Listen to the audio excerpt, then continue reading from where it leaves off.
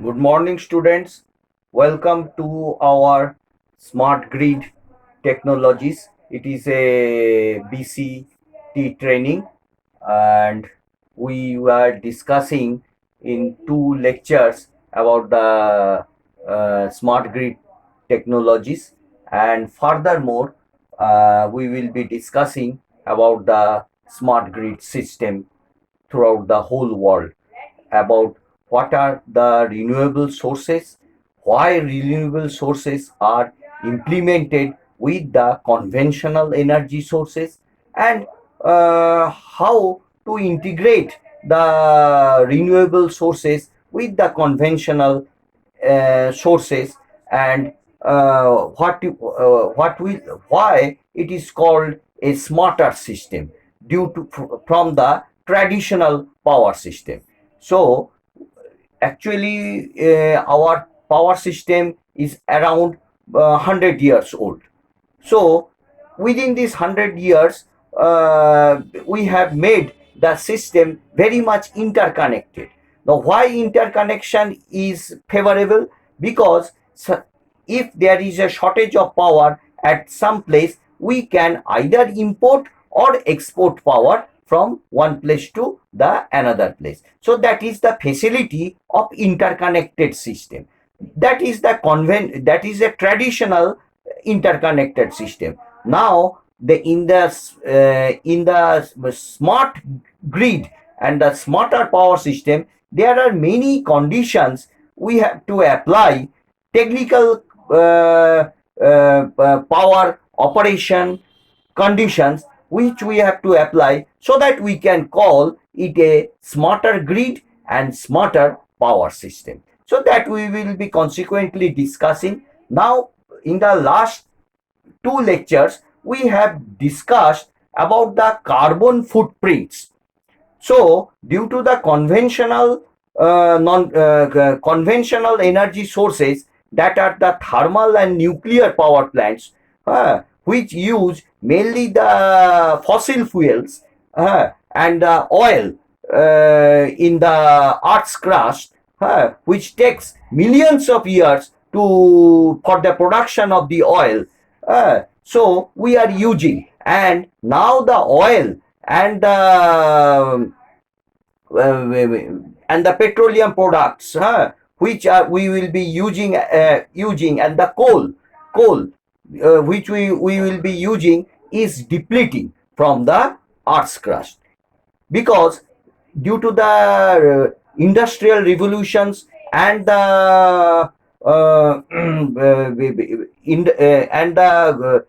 growth of the Southeastern Asian countries, and due to the modernization of the Southeastern Asian countries, that's China, India, Bangladesh, Singapore, and um, Japan.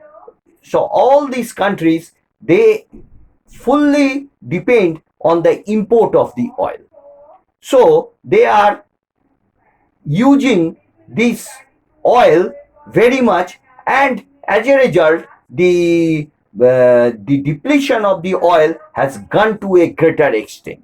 The advanced countries, they are using oil, but due to the developed nations in the last 35 to 40 years, this depletion of the coal and the oil is at a more faster rate, and this produces the carbon footprints in our mother earth. So we have discussed about the carbon footprints, and we are in a threat. We human civilization, we the human civilization we the human civilization are in a threat of of these fundamental things, that is the greenhouse gases.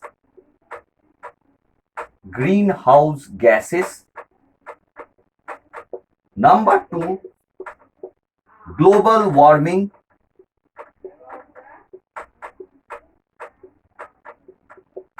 global warming and the due to the ozone hole. Ozone hole. So this, we are in a threat of this, and you remember that this threat can vanish our human civilization from this earth's crust. How? So due to the global warming, the ice caps will melt and the ocean levels will increase.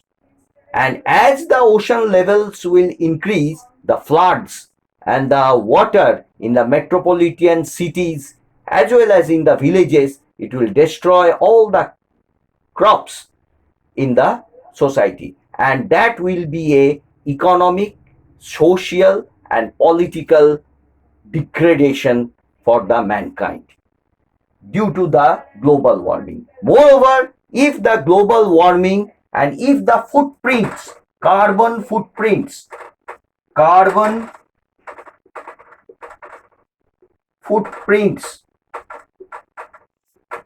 are not studied very vividly by the scientists and engineers, and if we neglect the carbon footprints, this global warming will be at a exponential scale. Now, what is the carbon footprints of coal? What is the carbon footprint of water? The carbon footprint of water is zero, but the carbon footprint of coal, oil are much, and that contributes to the global warming, and that contributes to the ozone hole, the hole in the ozone layer. And the ozone layer is around 30 to 40 kilometers above the earth's crust. That is known as stratosphere. Troposphere, stratosphere, ionosphere and exosphere, these are the different layers from the earth's crust. So around 30 to 40 kilometers above the earth's crust, there is a layer that is known as ozone. So the ozone layer is protective for us, for our health, the society, for our healthy living. But a hole is there. If there is a hole in the ozone layer, then the ultraviolet rays will penetrate into the earth's crust, and that may create a tremendous amount of cancerous disease to the human beings, and that may destroy the mankind from the earth's crust. So these are the very important concern for the society, for our good living on this planet. So this study of the carbon footprints, use of the renewable sources of energy, and use and planning of a smarter grid, that is a important discussion and implementation for the society development for the mankind. So this here, the global warming is due to the carbon dioxide and other gases which absorbs infrared radiation and prevent from escaping to outer space. Effect is gradual heating of the earth's atmosphere and surface, and that causes global warming. So the production of chlorofluorocarbons, carbon tetrachloride, chlorofluorocarbons, CFC, chlorofluorocarbons, carbon tetrachloride, methyl bromide,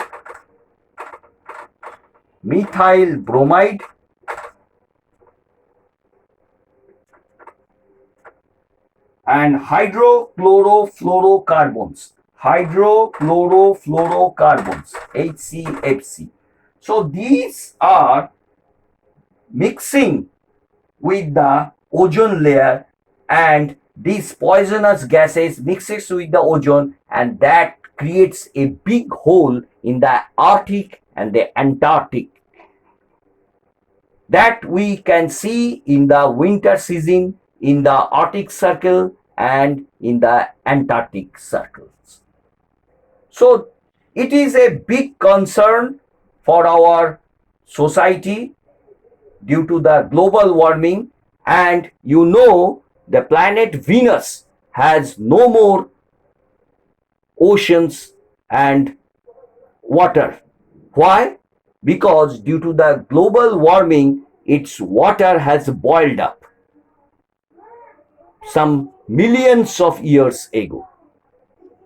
It is our fate and it is our boon that we existed in this planet Earth.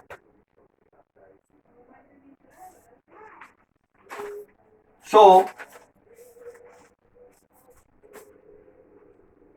I will be giving you a small chart for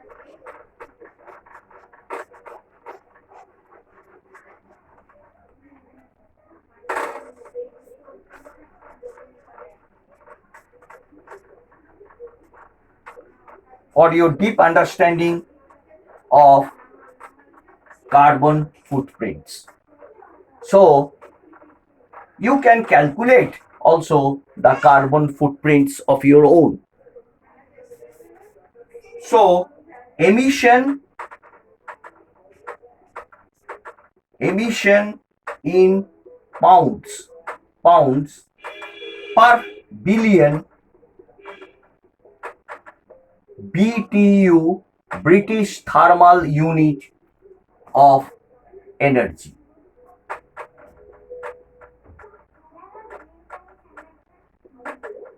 BTU of energy. Emission in pounds per billion British thermal unit of energy.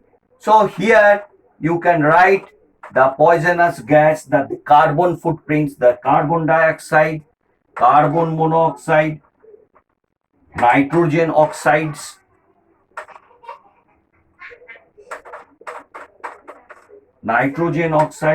sulfur dioxide, particular gases,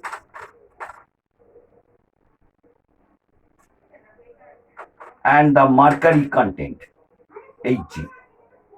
So, this is a very important chart, and you can think about the carbon footprints and why we young scientists, young engineers, young power planner engineers plan the integration of renewable sources of energy that are solar, photovoltaic cells, tidal, geothermal, wind, and biomass. So all these, if we have a small production of energy of all these quantities, so we can produce energy where we consume. So according to the Geneva Convention, every energy producer is a energy user. So every energy user is a energy producer. So this is one logo, one statement throughout the human mankind. Every energy user should be a energy producer. So I am using the energy, so I must produce some amount of energy. So this must be our motto, this must be our soul, and that's why mostly you will be seeing in Odisha the solar photovoltaic cells are applied in each and every rooftop in Bhubaneswar. So they have adopted these solar cells, and I think Bangalore and Bhubaneswar are the two major cities where solar cells are being applied and they are using those. So there are some certain amount of problems also. So whenever a bigger grid can be converted into a cluster of small grids during emergency purposes, where the big generators, whereas the thermal power generators cannot produce power or cannot send power, we in a microgrid can produce power due to some amount of solars or biomass energy, or maybe hydrogen cells also. Hydrogen is cheaply available throughout the whole universe. That is the only element that is abundantly available throughout our whole universe.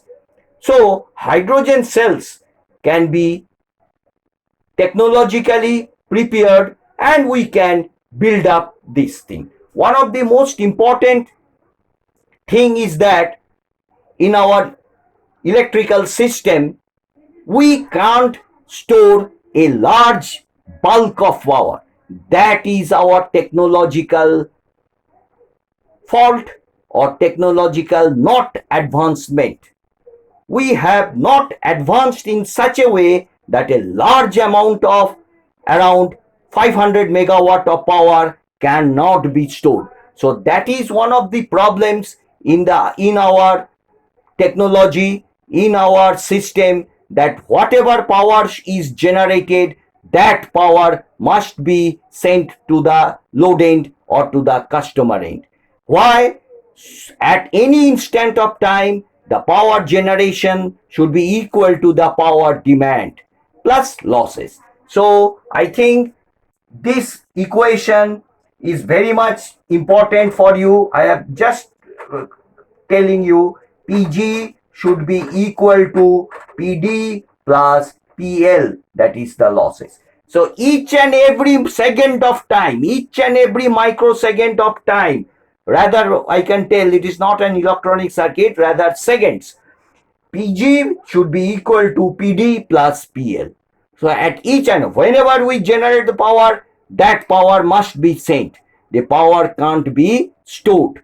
Large amount of power cannot be stored. Till now, we have not developed such a technology that we can store power of 500 megawatts. So rather, let me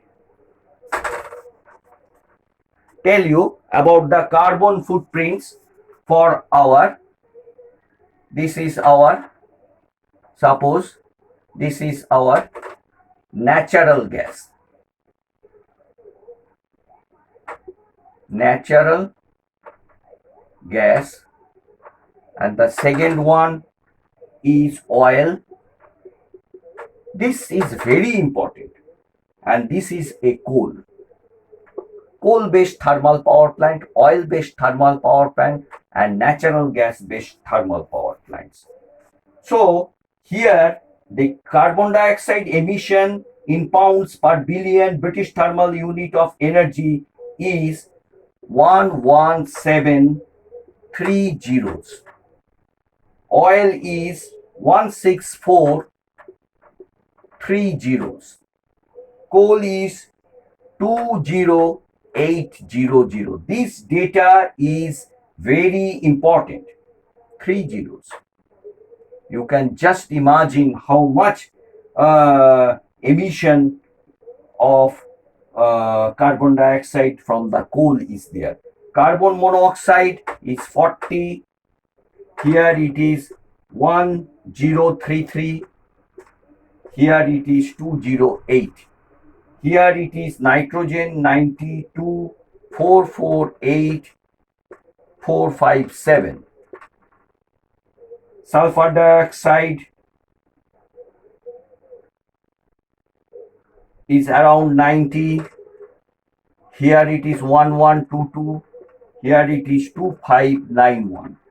Here it is 784, 2744. And here it is 0. Here it is 0.007. here it is 0.016. So this is one chart. You try to remember this. This is a data collected and emission of carbon dioxide, carbon monoxide, nitrogen dioxide, nitrogen oxide, sulfur dioxide, particulars, and mercury. So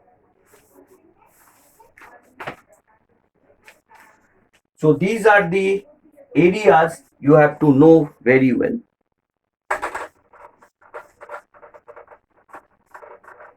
So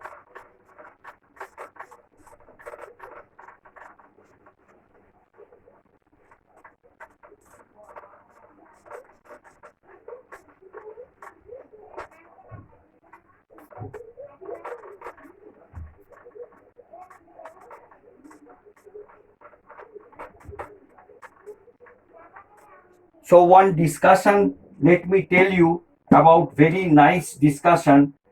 Calculate the area in meter. So the one question is there, calculate the area in meter square needed to generate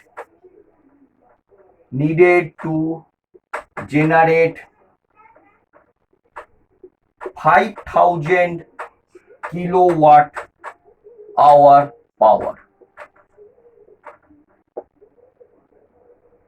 Sun irradiance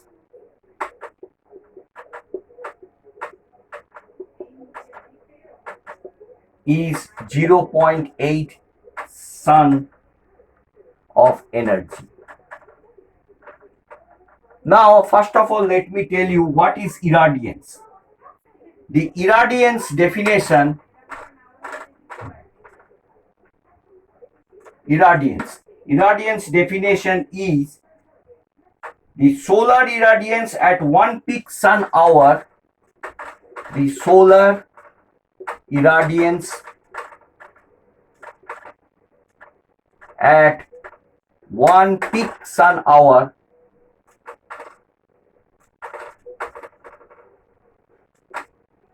is equal to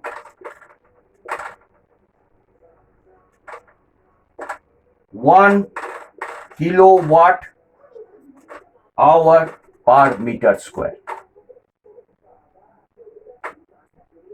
So with this conception, you know the irradiance definition. So sun irradiance is 0.8 sun of energy. So the solution becomes like this. Power capacity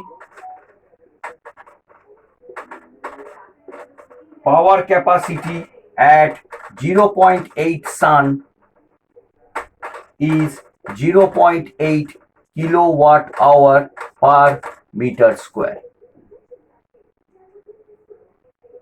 So area in square meter is equal to 5000 kilowatt hour by 0.8 kilowatt hour per meter square. So that comes about 6250 meter square. So this is your answer.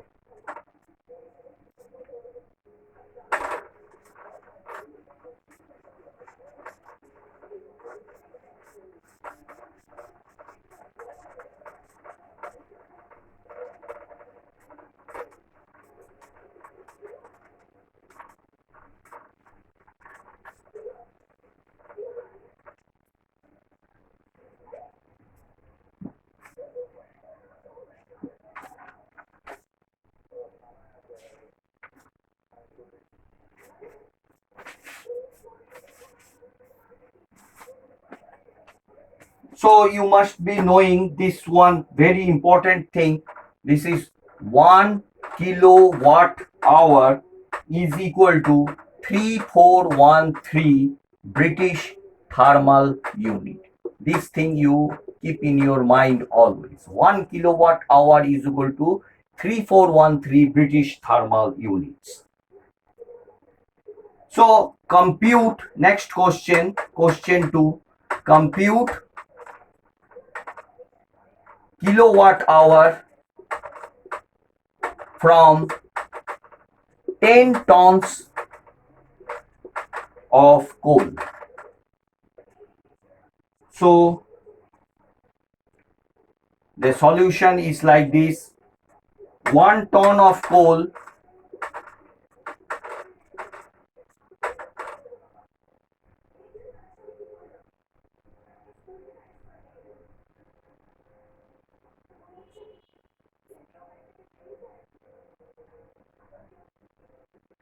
produces 25 into 10 to the power 6 BTU, British thermal unit, 25 million British thermal unit. So 10 tons of coal will produce 250 million British thermal unit. So 1 kilowatt hour is equal to 3413 British thermal unit. So energy used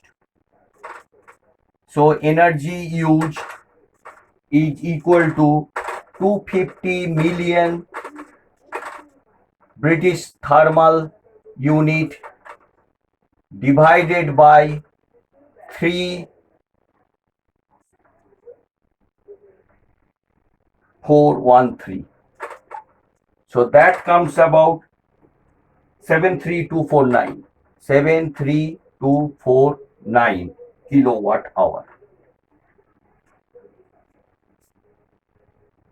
I think I have made you understand.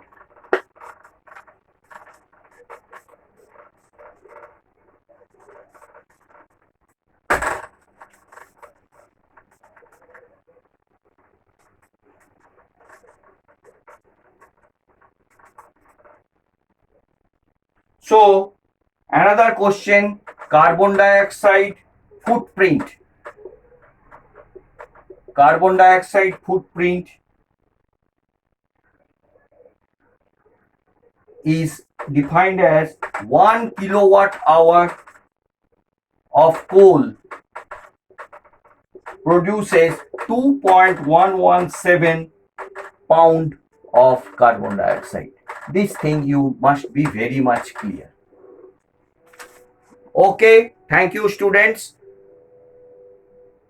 It is my privilege that you have listened very carefully and you will be understanding this subject, and welcome you in the next session. Thank you.